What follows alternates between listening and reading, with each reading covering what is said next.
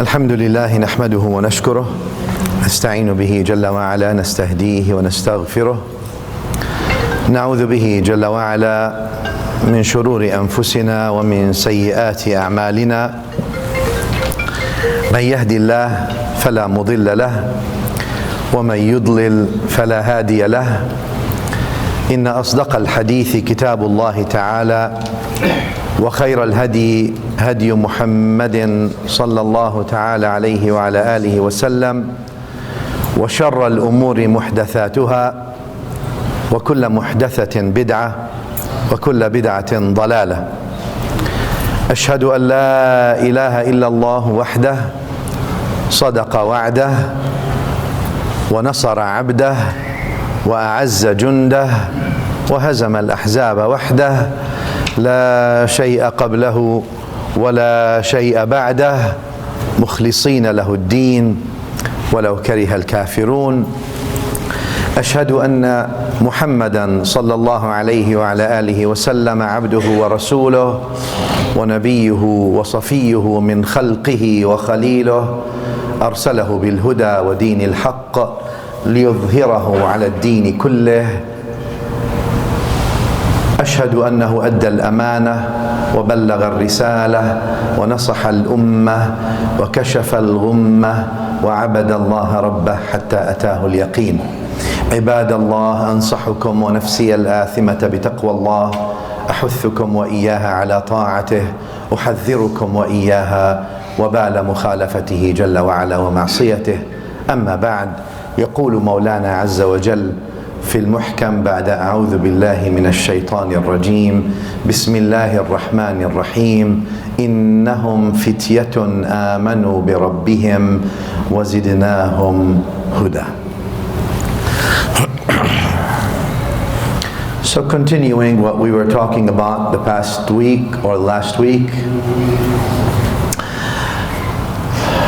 and we touched barely on the issues and the challenges or the position of youth in society, and that youth are really, young people are really the leaders of today, not of tomorrow. They're already the leaders.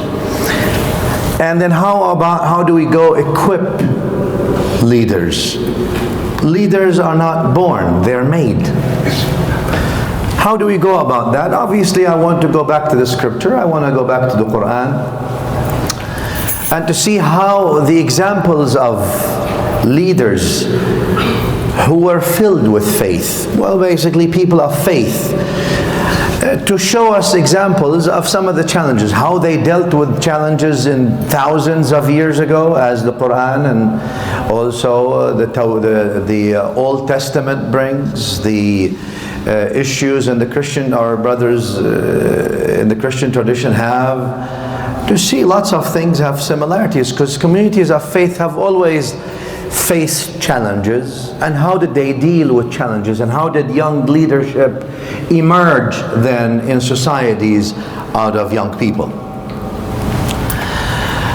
And the reason you see Al-Quran Kareem, specifically the Quran focused on young people, and the reason on focusing on young people, because young people are the target of all currents in a sense.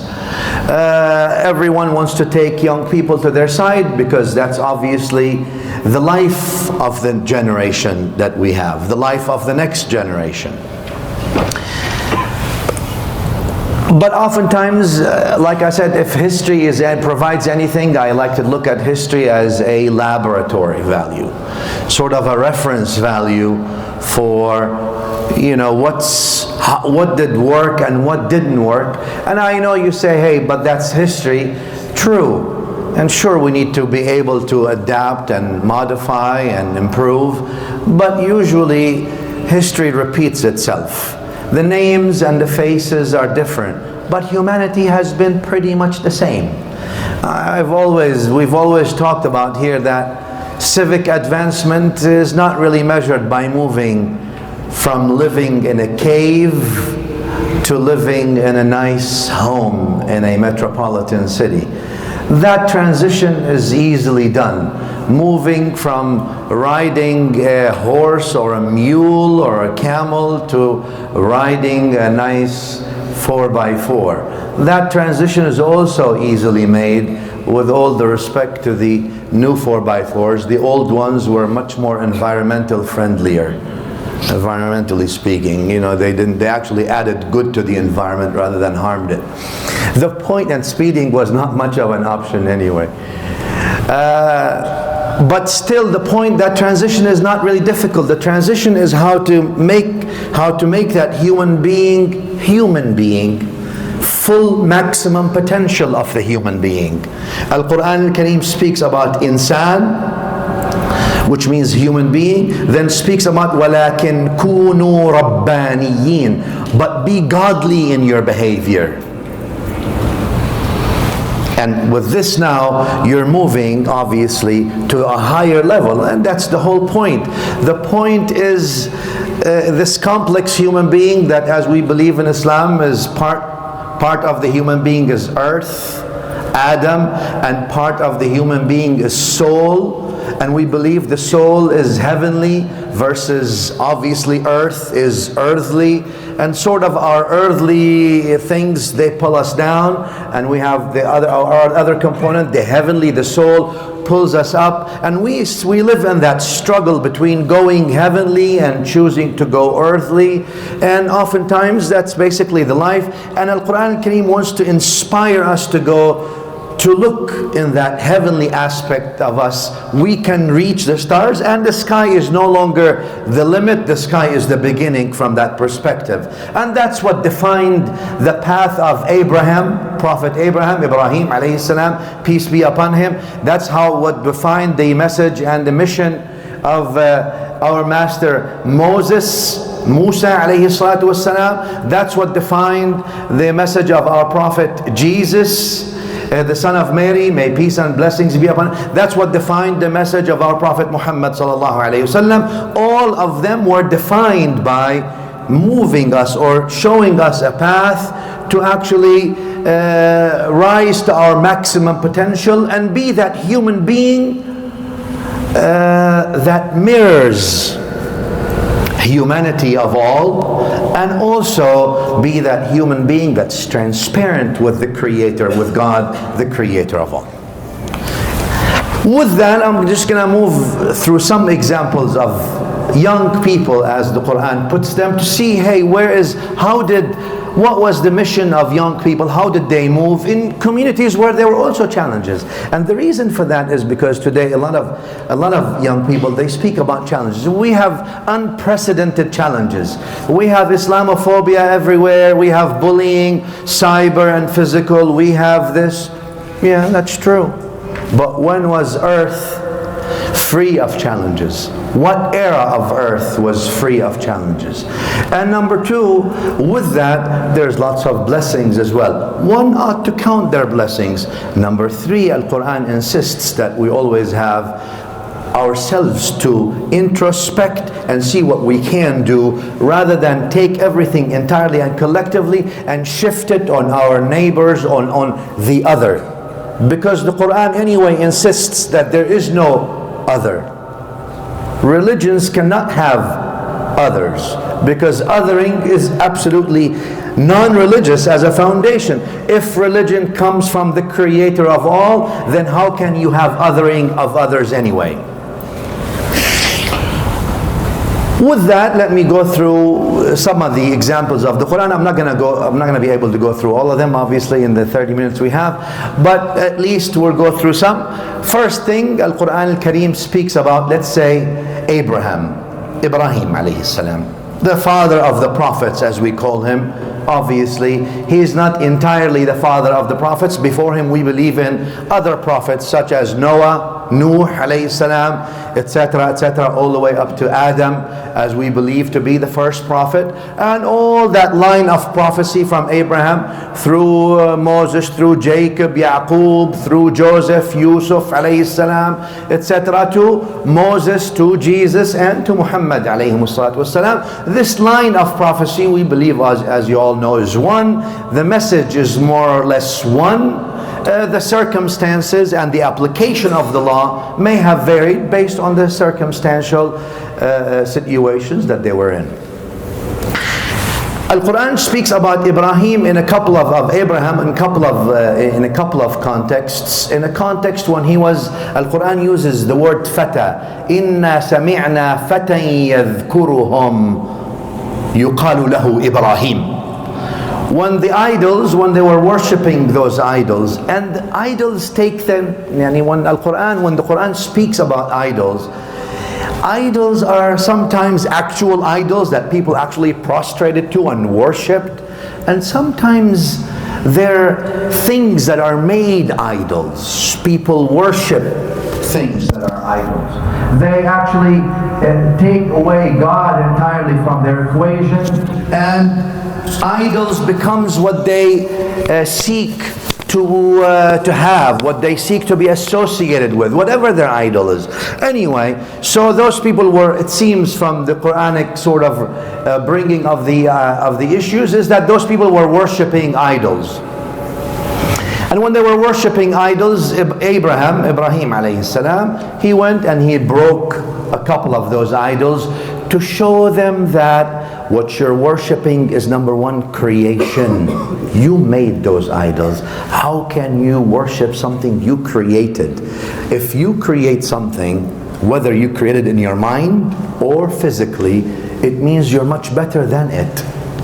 Simple as that. If you can create it, guess what? Who's better? You are. Whether you create it as an image in your mind, because some people worship a God that they imagine in their mind, or some people just make it up. They make it look like whatever it is, and that's how the old Egyptians thousands of years ago, when they figured, you know what, the pyramids ought to be gods, and the symbol of power of them is you give them a lion body and a human face. I guess lion was perceived to be the most powerful animal, so guess what? You worship power. And power was embodied in that body of a lion, but they figured the human being is much smarter than a lion, so that's why let's put a human face on a lion body. So this way you've got the combination of the best of both, and that's how you see the pyramids today, reflecting such understanding of what used to be worshipped. And people used to worship things they used to fear anyway.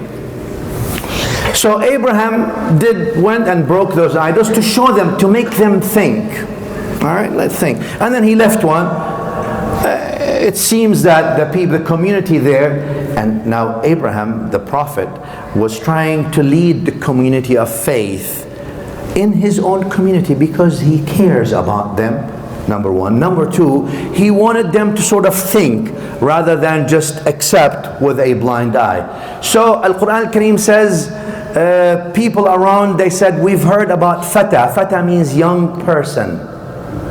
يُقَالُ لَهُ Ibrahim. But if you remember about this young person before, also في Surah Al-An'am, another chapter in the Quran, when he was dealing with those who used to worship the stars and the moons and then the sun.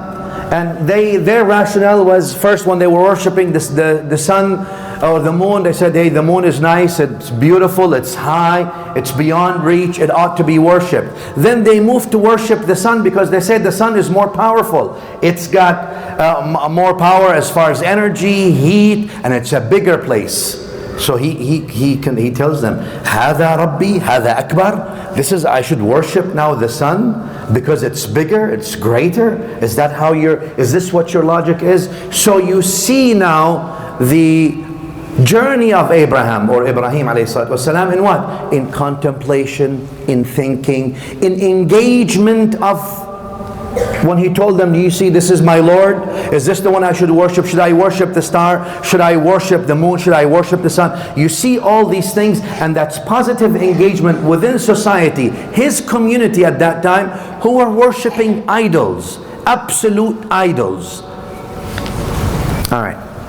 And he's trying to tell them this. Anyway, we move to another issue here with Joseph, Prophet Joseph or Yusuf alayhi salatu wasalam.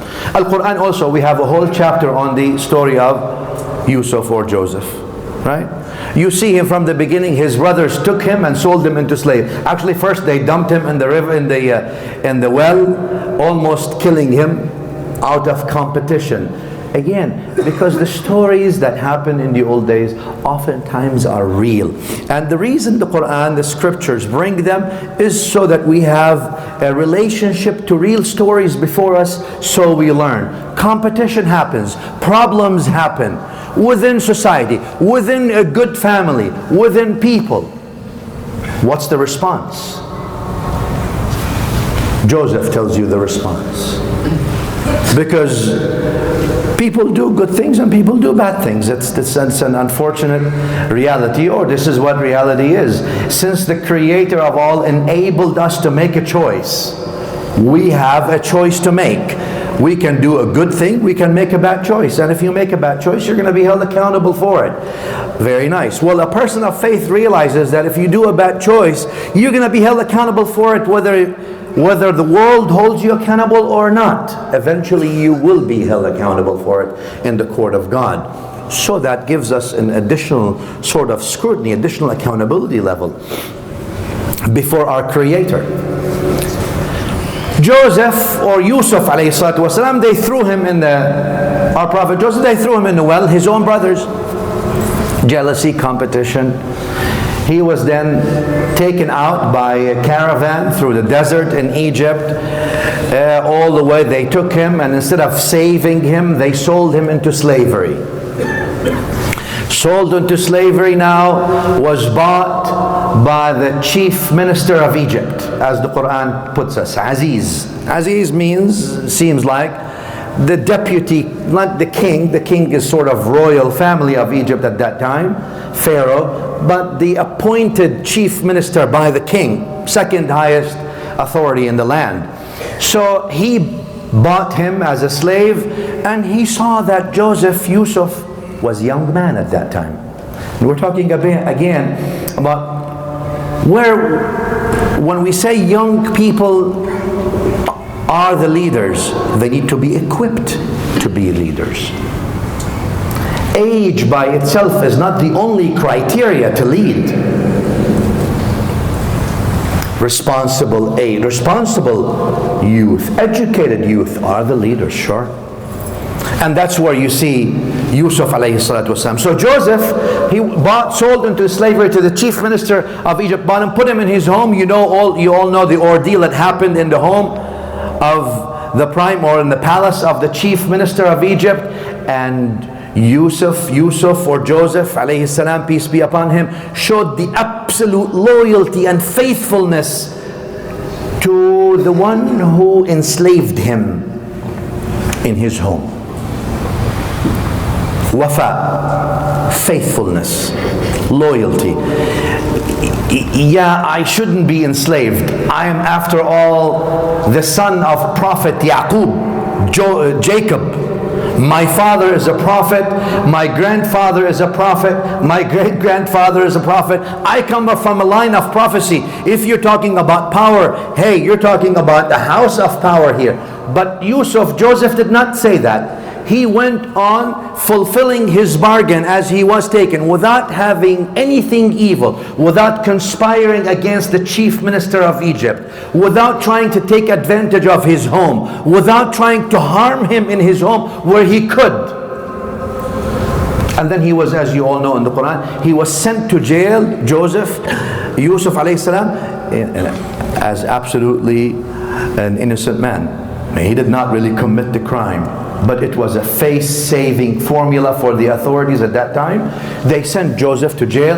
Al-Quran doesn't speak about how many years he spent in jail in Egypt at that time, but says sinin, many years they put him there.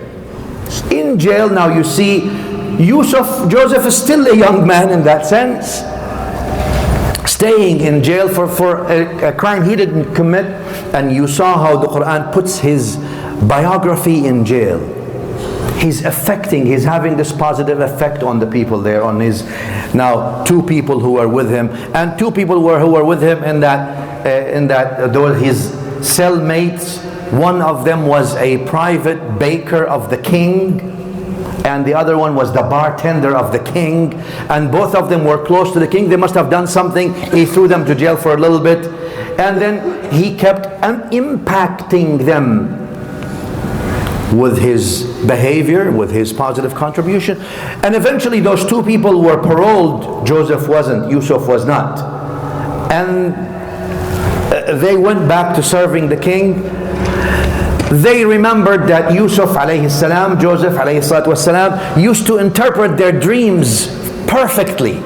And he was the one who used to interpret dreams, and if he interprets them, it comes just as he does. So when the king of Egypt now saw this dream that kept coming to him on and on and on again, and he was really bothered by it, and no one from the kingdom was able to interpret the dream for him, all of a sudden the bartender of the king told him, "Your Majesty, I know someone who would definitely interpret it for you. He was my jailmate, or whatever, you cellmate, whatever you call it." Right? He brings Joseph to him, the king, and Joseph alayhi salatu wasalam, he actually tells them the full interpretation of the dream. And the full interpretation of the dream, as the Quran puts it, he tells them, look, you're going to have 7 good years of agriculture, then you're going to have 7 years of absolute severe drought and starvation, where not just your plants will die, your animals will die, everything will die. The way that you can save your kingdom is by tightening your belt on the first 7 years, living in half of your means, so you can live in the tough 7 years with then half of the means. This way you save your kingdom, you save people, you save plants, and you save animals. The point I'm trying to bring here is, number one, that Joseph was guided, acquired that knowledge, acquired that, was not reactive. He was in jail wrongly, but he did not take it as an opportunity. He says, all right, y'all did that to me, let me show you what I know exactly what saves you, but I'm not going to tell you. Let you rot and die. You've done me wrong. Paybacks. But that's not the way of the prophets of God. That's not the way of people of faith. Because if you're good to those who are good to you, Al-Quran speaks about ihsan. Hal jaza'ul ihsan illa. Isn't the reward of good is just that you do good? The reward of God doing you good is that you do good unto His creation. Meaning, if you're good to those who are good to you, then what good are you? Joseph, he couldn't hold back. He actually went and without any reservation saved the entire kingdom of Egypt with this. And he told the king, if you want, allow me to help. And he allowed them to help. He helped. And then eventually he met his own brothers. And what did he tell them? Hey, you know what you did to me? But the way of the prophets and the way of the people of faith is not to hold grudges, is not to keep your heart filled with evil and things against other people. Because if it only hurts you, it only veils you from the Creator subhanahu wa ta'ala. All these are lessons, by the way, by who? Youth leaders. This is Yusuf we're talking about. A very young man, equipped, qualified Joseph, a leader. That's why today we're following his leadership. That's the kind of young people we would like to follow. And that's the kind of young people we want to tell our young people, you need to learn, equip yourself, and lead the way Yusuf alayhi salatu wasalam led. These values, principles, the values of nobility, being noble in the palace of the chief minister, the value of being faithful, of loyal, of holding on to his word irrespective of what happens. The value of when he met his brothers, he told them, لا تثريب عليكم اليوم يغفر الله لكم. Go, may Allah forgive you. Well, may God forgive all of you, no problem. And then he raised them all and he helped them all, giving back. Example of the young person, Joseph alayhi salatu wassalam. We go to another example. The example of the 7 sleepers, as our Christian brothers' tradition, they have it, not in the Bible, but in the traditions they talk about 7 sleepers. Islam doesn't, it's in the Quran actually. But in the Quran, it doesn't talk about 7. It talks about an unidentified number of those who went and slept in the cave. It seemed that obviously the Quran speaks about them as people who were seeking refuge from a tyrant king in the Roman times. And it seems that they were idol worshipping also, that the king was enforcing that. And the people, the community of faith, those 7 young people, innahum fitya, Al-Quran Al-Kareem uses the word. Fitya means young people. Amanu bi rabbihim. Look at the qualification. They have believed, but belief was not just enough. Amanu bi rabbihim. What happened? Wazidnahum huda. We taught them. We taught them. We gave them guidance. We gave them guidance. They need to be equipped to lead. Not only that, وَرَبَطْنَا عَلَىٰ قُلُوبِهِمْ, Al-Quran Al-Kareem speaks, and we've made their heart solid, firm. إِذْ قَامُوا, they stood up, and stood up here is not just standing up, but stood up to their responsibilities. It wasn't a matter of convenience. It was a matter of standing up and doing the right thing. And they didn't want to do any harm, in a sense of violent way. And again, when people speak about violence, you see through all these stories of the prophets that the Quran brought, there's no violence. Violence is incompatible with faith. Violence is the language of the inarticulate. Violence is something that people use when wisdom stops. In general, why would you use violence? The prophets were callers for reform. They came to give people life, including those who don't believe in their message. Not to take life away from them. That's what Prophet Moses came with. That's what Prophet Jesus came with. And that's what Prophet Muhammad came with. You believe or don't believe, we're still there as a channel of mercy. We'll still offer you unconditional mercy, irrespective of who you are. Because the Creator of all, who created you, enabled you to disbelieve in Him. Don't people disbelieve? Well, believe or not believe, the Creator who, as we believe, who created the human being, enabled the human being to disbelieve. Who am I to stand between the Creator and His creation?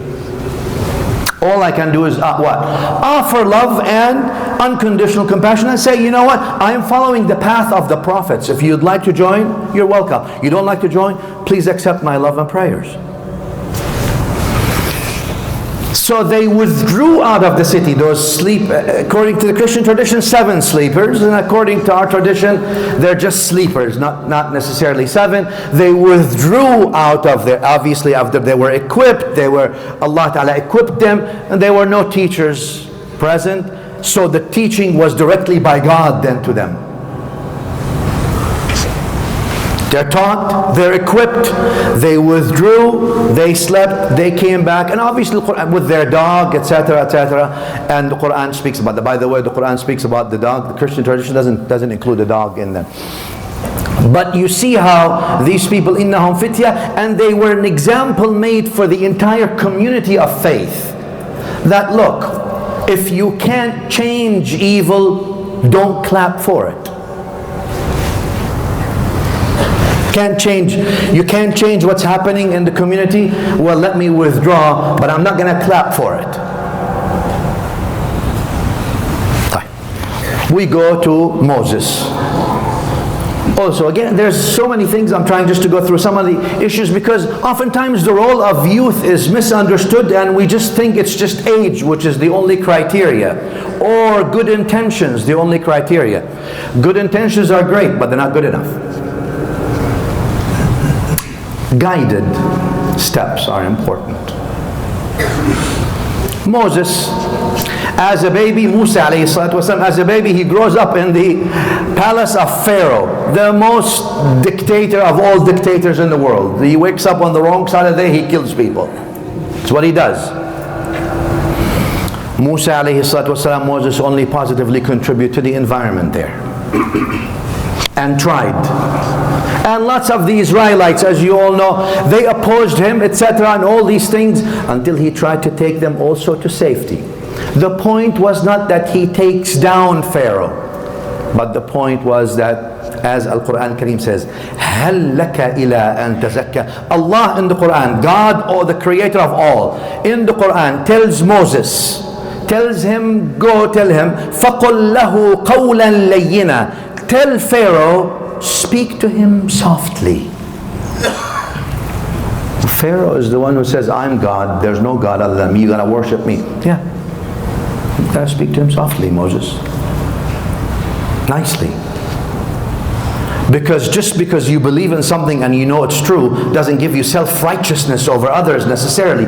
You still have to treat them like human beings, even though he's a tyrant and he's a criminal, but you got to speak to him nicely. فَقُلْ لَهُ قَوْلًا لَيِّنًا لَعَلَّهُ يَتَذَكَّرُ أَوْ يَخْشَى. Al-Quran Kareem says that he may be reminded.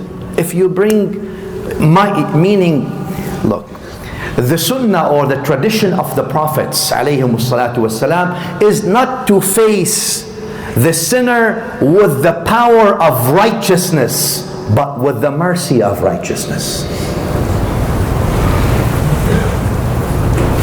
That's why in Islam the very first thing we read is Bismillahir Rahman, in the name of Allah, the unconditionally compassionate, the unconditionally merciful. There's no other way. He goes to Pharaoh and he tells him, and then that's other things. You know what happened to him then in Egypt, and then he left Egypt, went to Sinai, etc., etc. Maybe some other time is catching up with us. Let me take you to his trip with Al-Khadr that the Quran mentions. Right? Now, Moses was the messenger of God, the prophet of God at that time. But God tells him, there's a human being, there's a man that I taught, go learn from him. Hey, isn't the prophet supposed to be the most knowledgeable? Isn't the messenger himself who receives direct revelation from God is supposed to know? Well, maybe it's a notion the Quran is making here that go learn. He's unknown. Knowledge is not necessarily by titles or being famous. The amount of followers you have. Preaching and knowledge are not the same. Public speaking and knowledge are the same. Even here he tells them prophets and knowledge may have now different layer of knowledge that we did not give you, though you are on the highest level of knowledge, O Moses. And look, when Moses goes to Al-Khadr to speak to him, first of all he tells what? He tells Yusha bin Nun or whoever was with him, قال لا أبرح حتى أبلغ مجمع البحرين. I will never, the Quran speaks about Moses, and him and the young, lifatah, the young person with him. Both of them were young. He says, I'm gonna, even if I have to walk the whole earth on foot, I'm gonna walk until I receive knowledge. This is my determination for acquiring knowledge. This is the determination of the young leader of yesterday, Musa, and this ought to be also the guiding light for today's wannabe leaders. I'm going to walk the whole earth until I learn. Because knowledge is power, and knowledge will set you free, the Bible ensures. And assures us. The Quran assures us the same. And then he goes, he finds this man who God told him he knows. What does he tell him? Hey, Assalamu alaikum, peace be upon you. I am Moses, the prophet of God. I came to learn from you. Yeah? So hey, let me show you my credentials because you get today. Hey, I've learned this and this and this. I came to learn from you. He tells him, هل أتبعك على أن تعلمني مما علمت رشدا. He didn't come and give him, by the way, I learned 3 months here. Now, old days, they used to learn years. Today, I took a course 3 months here and a 1 year course there. And I took a part-time thing here, and I think I've got it.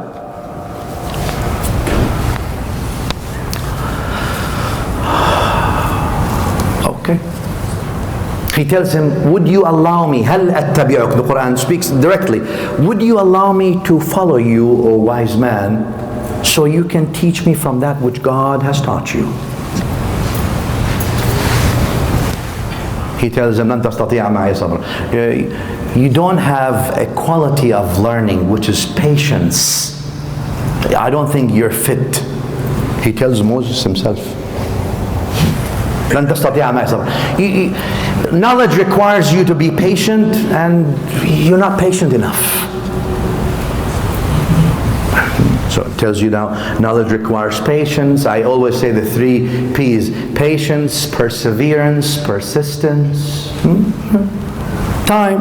They always said in the old days, they said in order for you to acquire knowledge, you have to have 3 things. Number 1, the age of Noah, the life of Noah, 950 years. Number 2, the money of Qarun, the wealth of Qarun.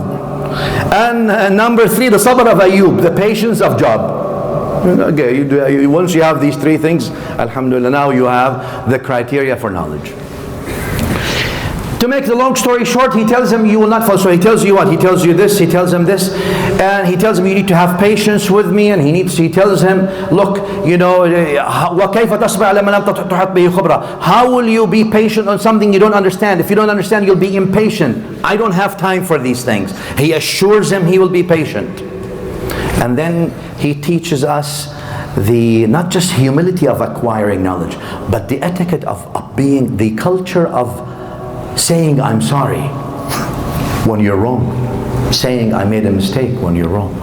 And he tells him when he makes a mistake, he says, لا تؤاخذني بما نسيت. Don't please forgive me by that which I have forgotten. I made that slip because I've forgotten. So please forgive me. Gives us the culture of being apologetic about something that we've made mistake. The etiquette of the prophets as they've acquired knowledge. And that's just to say that, look, it takes that passion for that knowledge. He had to travel with him on the ship. He had to go with him through the mountains. He had to build the home for people whose home was collapsed for absolutely no return. And Moses would not understand, would not understand why you want to open we asked the people of the village for some bread. They refused to give us even bread or water. And now you see some home that's almost falling. Now you want to do a construction company, you know, Al-Khadr and Moses Inc., so you can build this. They didn't even give us anything. And he's trying to teach him every single step of the way that giving back is actually taking. Giving back is life. That's life. You live based on how much you give. The more you give, the longer you live. And that's why those who gave their communities most in terms of time, resources, knowledge, positive contribution in any way, shape or form, they lived the longest in the conscience of any nation. A nation always glorifies those who gave most back, not those who took most. Those who took most are gone with history, but those who gave most live a long time with history. Take all you want. You're gonna leave this earth. All of us here, regardless who you are, all of us on this earth, regardless how comfortable your surrounding is, regardless who you are, we're gonna depart to an everlasting life of love after this. I always say that people will be astonished by the unconditional mercy and love of the Creator of all once they depart.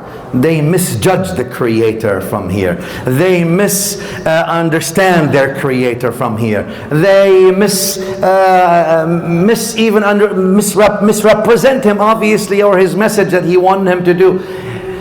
But once they pass, I think once the veils are there, I strongly believe that people will be beyond just surprised, astonished, in awe of His mercies, overwhelming mercies for all His creation, subhanahu wa ta'ala, as the authentic hadith al-Bukhari and Abi Hurairah says.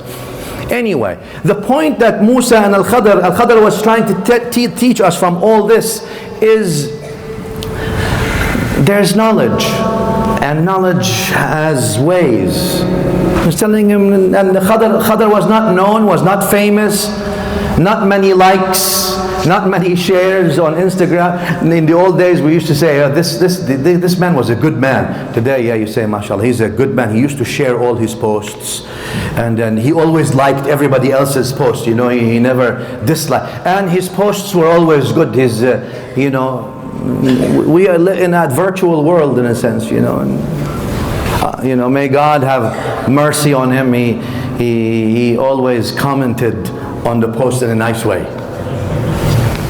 Well, we need to comment in a nice way in real life. Anyway, it's not about how many people. It's not, and that's not to say that there's no place for public speakers and orators and preachers and even feel-good religion where you go and just feel good because it's about self-improvement and self-development skills. All that is absolutely needed, but it should never be confounded with the trip of knowledge Moses took with Al-Khadr.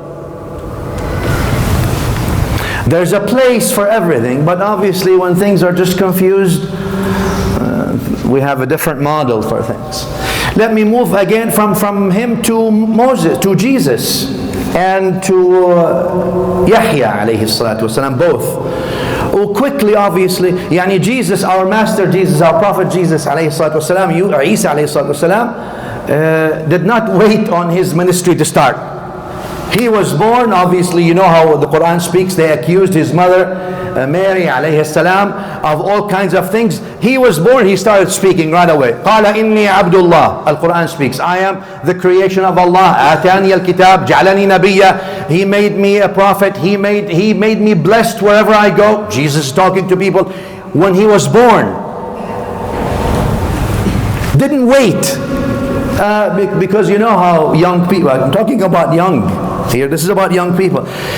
Yeah, let them do it. Yeah, well, if you know, he can do. Yeah, everybody depends on the other. But no, that's not what the leadership of Jesus was. There were many young people around Jesus at that time, but he took leadership. Welcome to faith. You want to take it? It's not always someone else's fault. He took leadership. He made me blessed wherever I go. وَبَرًّا بِوَلَدِهِ. He looked at now the values he's bringing immediately. Jesus alayhi salatu wasalam, he says, and made me good to my mother, to my parent.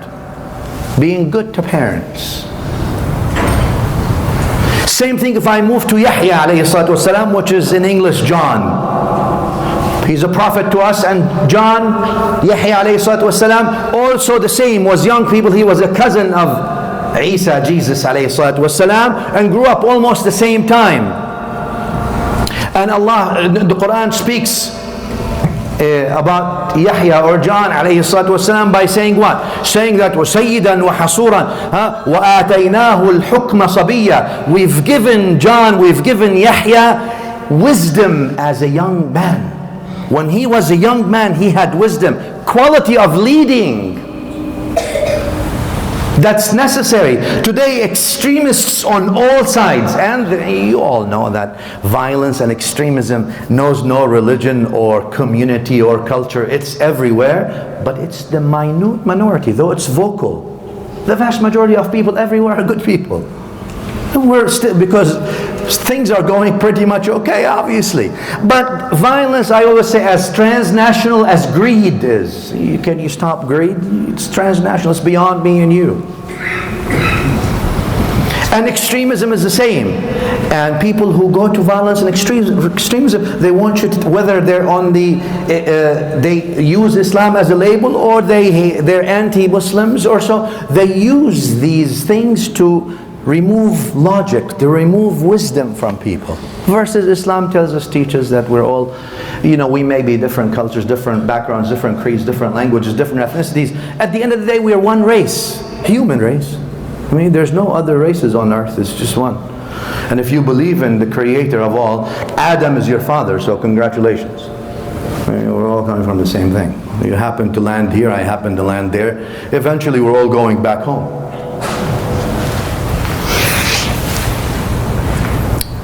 Wisdom, أَتَيْنَاهُ الْحُكْمِ. We've given, the Quran insists, we've given Yahya, John, wisdom, صَبِيًّا, while he was a sabi. Sabi means young boy still. He said, how can I get wisdom?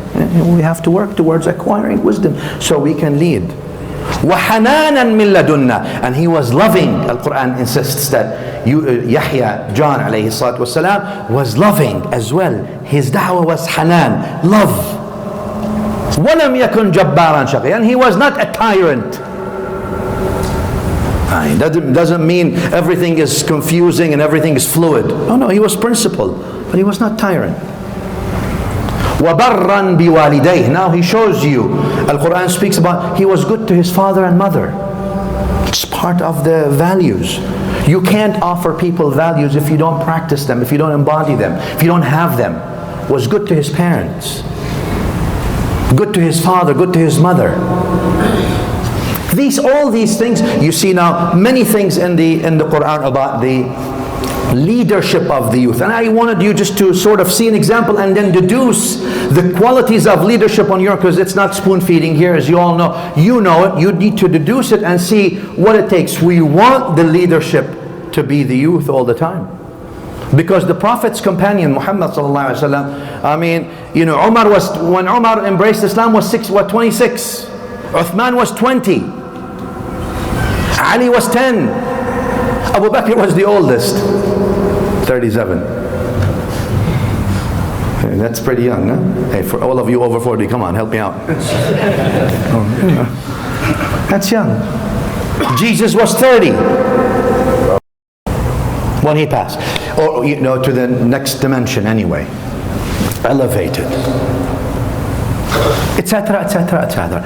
I think we need to cultivate an environment of teaching the youth. Number one, to ensure that they have accurate information, not just about our own faith, so they're not subject to internet and the open formulas of the internet. And the internet has lots of great things, but it also has got the good, the bad, and the ugly in there. And we need to make sure. So we offer them accurate information about our faith, but also we offer them accurate information about everybody else in our community, in our society here. Our fellow brothers and sisters in the wider American community here. American Muslims are law-abiding citizens. I've said that by large.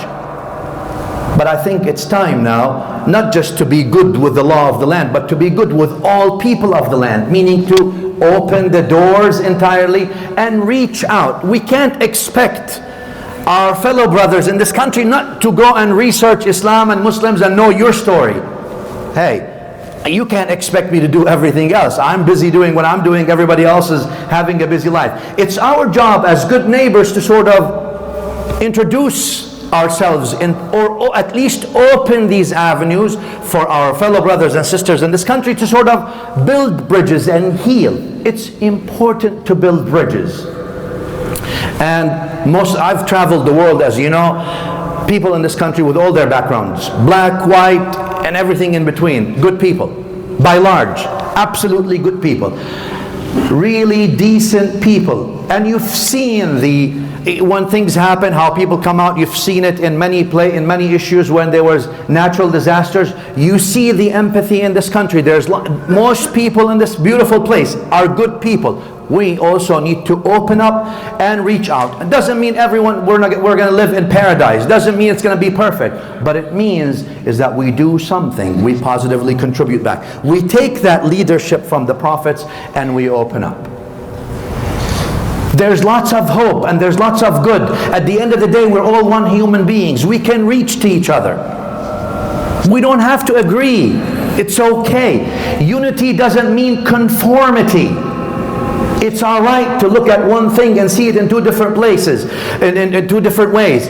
I always say the clash of minds is extremely important, but not the clash of hearts. Let's clash in the minds. Let that bring out the best in us.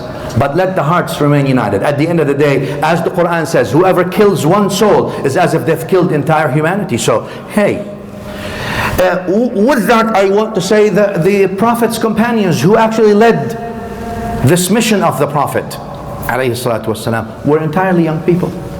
So we would like for young people, and that means as parents, we need to stress on knowledge, not just looks, not just rituals, and not just public speaking and taking public positions. That's all important. Engagement in every single sector of society is very important today. But we also need to plant in them that some of them ought to actually pursue knowledge. And knowledge doesn't mean regurgitating just a couple of punchlines and things. One last thing I want to say, that in addition to offering also accurate information about the tradition and religion and faith system of others, it's important to go back to the basic Islamic principle that any interpretation of religion that is void of unconditional compassion is illegitimate. And we can actually build bridges with that with other faith systems, because every faith system insists that mercy and compassion is the core of their mission. Hey, there's a lot to have in common. And that means there is no, hate should not be tolerated, irrespective of who says it. We cannot erect walls of hate under the banner of love. Can't do that. And I think America wants to, everywhere, expects and wants and needs the positive contribution of American Muslims in society. And obviously, we all contribute. We're in law enforcement. I also want to acknowledge the presence of Gwinnett Police Department and the support of always the local authorities. And that's very important. Establishing, we've always have good relationship with our local and the state and federal authorities, and that's very important because again, it's all one ship. Anything happens to part of this ship, it happens to all of us. We all live in this county. If the streets are no good, then it affects our children. Schools are no good, affects our children. Everything happens to all. We're all here and living in the same place. And everyone needs to actually unite in a united way, positively contribute to making this a better place. Well, this was the prophetic wish, a wish for a better world. أقول قولي هذا وأستغفر الله.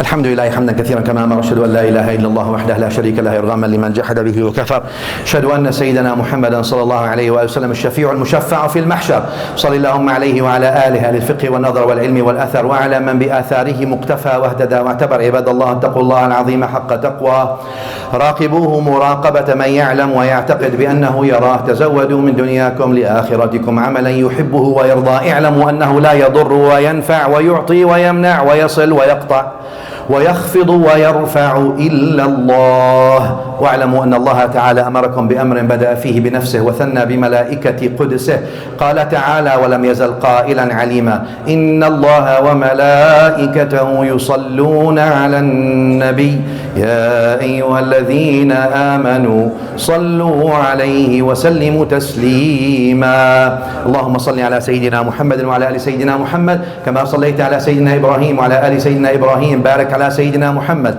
وعلى آل سيدنا محمد كما باركت على سيدنا إبراهيم وعلى آل سيدنا إبراهيم في العالمين إنك حميد مجيد. اللهم أعز الإسلام والمسلمين، أعلي مولانا كلمة الحق والدين. اللهم من أراد بالإسلام والمسلمين خيرا فوفقه إليه، من أراد بهم غير ذلك فاهده يا ربنا سواء السبيل. آت أنفسنا تقواها زكها أنت خير من زكاها أنت وليها ومولاها. اشف اللهم مرضانا، عاف مبتلانا، فك أسرانا، ارحم موتانا، اغفر لهم لنا ولوالدينا ومشايخنا ومن له حق علينا. Ya Allah, everyone who came to this in this blessed hours of yours, to this blessed place of yours, in this blessed day of yours, grant us all forgiveness from our sins.